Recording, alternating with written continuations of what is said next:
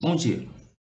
Nessa aula de hoje, nós iremos ver o que são coordenadas polares e como podemos utilizá-las para fazer algumas funções no GeoGebra.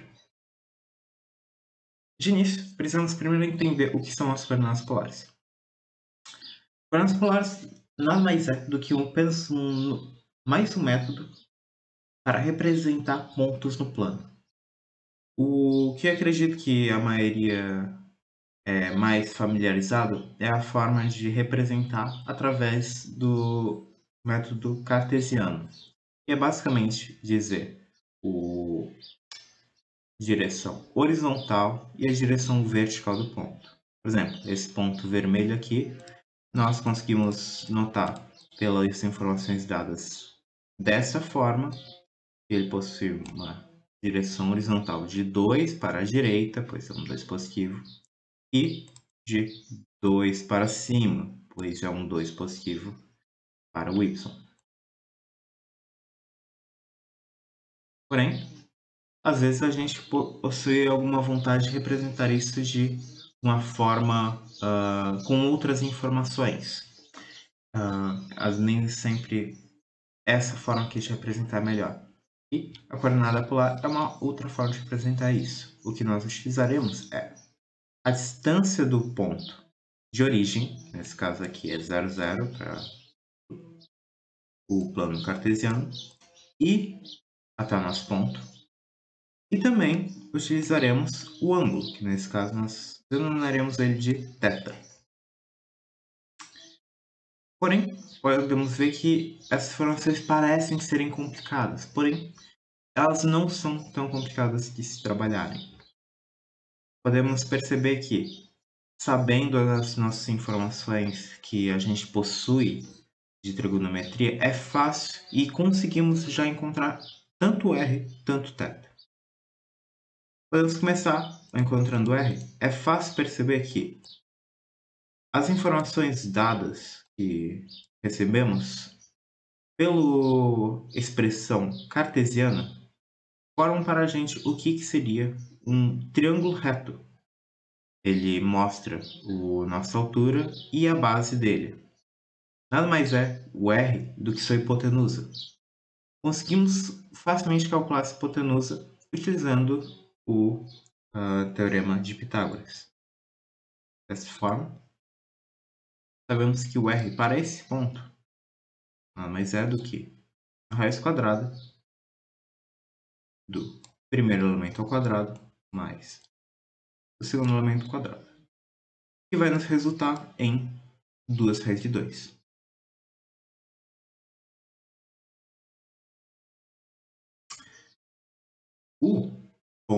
O segundo valor da nossa coordenada polar é o que a gente quer que seja descrito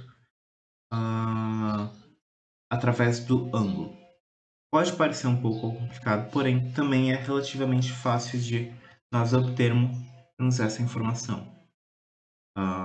Com um pouco de conhecimento de funções trigonométricas, podemos perceber que agora que a gente já sabe qual que é a nossa hipotenusa, já sabemos, por exemplo, qual que é o seno desse ponto aqui, a gente consegue perceber que o seno de θ nada mais é do que o nosso R, que é a nossa hipotenusa, que é 2 raiz de 2, sobre a nossa altura, que nesse caso é 2. O que vai nos resultar no valor de 2. Raiz de 2, no caso. Isso não é o suficiente para a gente descobrir qual é o nosso θ. Porém, nesse caso é simples. Nós sabemos que θ é um valor que está no primeiro quadrante, como conseguimos ver facilmente aqui. Então, nós conseguimos descobrir que θ é igual a 45 graus, ou de outra forma, também podemos dizer que é π sobre 4. Bem, e com as funções r e θ, o que nós fazemos? Nós podemos representar elas da forma de coordenadas polares. Em vez de representar da forma 2 de 2, nós poderemos representar elas da forma 2 raiz de 2 e π sobre 4. Agora você deve estar se perguntando, mas como assim? As duas coisas são iguais? Porque 2 não é igual a 2 raiz de 2, nem 2 é igual a π sobre 4. Bom, isso é porque tudo depende do contexto. Você já previamente deve ter claro que quando é representado dessa forma, você está representando na forma de coordenadas polares. Esse valor aqui não é igual a esse valor, nem o segundo valor é igual ao segundo valor dessa forma. É uma forma completamente diferente de representá-los. Caso alguns valores seja igual, isso é apenas alguma coincidência que aconteceu. Bom, o que eu mostrei aqui é nada mais do que a forma da gente transformar os valores do nosso plano cartesiano para a representação polar. Aqui eu possuo um jeito mais rápido de a gente fazer isso, que é o que vai ser utilizado no GeoGebra. O que possuímos aqui é r igual a raiz quadrada de o primeiro termo ao quadrado e o segundo termo ao quadrado. Nós podemos ver que isso daqui é bem parecido com o que seria o raio de um círculo. E faz sentido a gente ter escolhido essa informação e é por isso que a gente utiliza o R, pois a gente sempre está imaginando que é o raio, um círculo com o centro no ponto 00 que está aqui em volta. Essa que é a nossa formação do R. E como a gente vai saber de qual dos pontos desse círculo estamos falando? Bom, o que vai nos dar essa formação é o θ. O θ a gente vai conseguir no GeoGebra utilizando a função atan2. Essa é uma função que ela serve para facilitar o nosso trabalho de conseguir, como posso dizer, transformar essas informações de x, y para a gente conseguir o ângulo. O já possui já essa função integrada nele, não precisa você fazer isso. Bom, se nós formos aqui ver essas funções e esconder isso por algum tempo, nós podemos agora ter um pouco de pensamento. Como podemos, então, representar coordenadas polares aqui? Bem, o GeoGebra ele não é preparado para receber coordenadas polares, então precisamos levar em consideração essas informações que acabamos de fazer. O que nós iremos fazer é,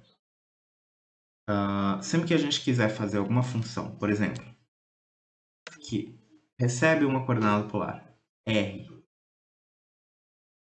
e vai resultar em algum outro informação como a vezes θ mais b, a gente precisa considerar o quê? Que nós estamos querendo que um lado seja esse nosso valor aqui, que deve ser igual a isso daqui que estamos representando. Bom, deixaria isso mais claro agora. Em vez de que nós normalmente fazemos é colocar y igual a simplesmente o valor que nós queremos que o r, nesse caso, seja igual ao que a gente vai descobrir. E nesse caso, nosso r é a raiz quadrada de x ao quadrado mais y ao quadrado. Porém, eu deixei isso daqui de uma outra forma. Vamos fazer, nesse caso, a função g de r igual a 2.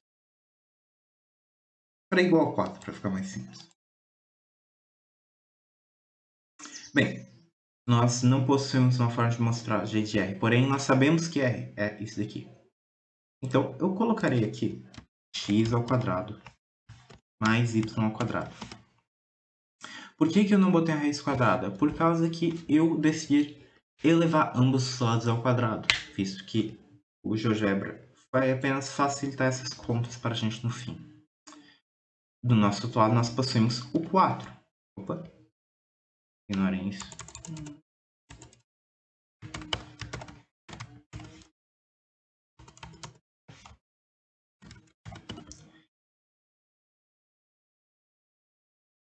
Do nosso outro lado da equação, nós possuímos 4. Porém, apesar de parecer que é isso o que a gente estava buscando,